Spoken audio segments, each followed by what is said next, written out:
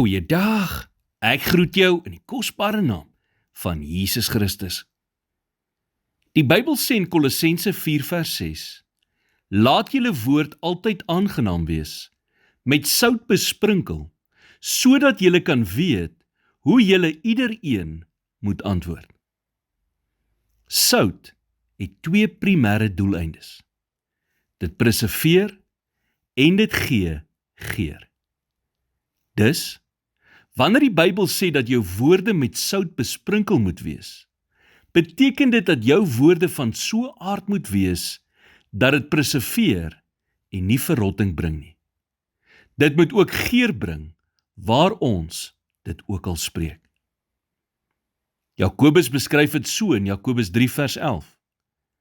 'n Fontein laat tog nie uit dieselfde oog vars en bitter water opborrel nie. 'n Mens kan nie namaak wat in jou hart aangaan nie. Want dit wat in jou hart aangaan, kom gewoonlik uit in jou woorde.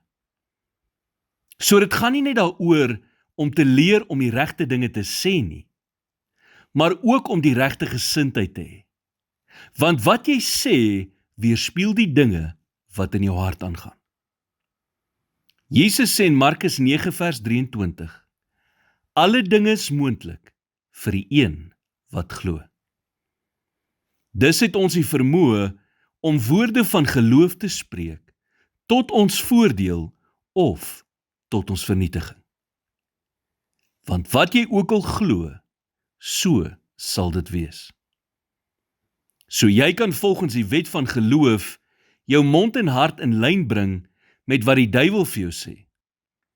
Of jy kan deur dieselfde wet van geloof jou mond en hart in lyn bring met God se woord, tot seën oor jou lewe. Glo en sê wat God oor jou lewe sê. Begin om woorde van genesing te spreek.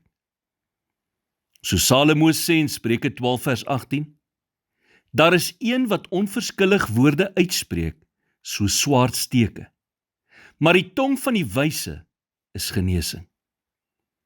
Here, dankie vir u krag wat my dra. Ek weet my woorde is houers wat my geloof dra, en daarom vra ek dat u my sal help om op te let na elke woord wat ek spreek.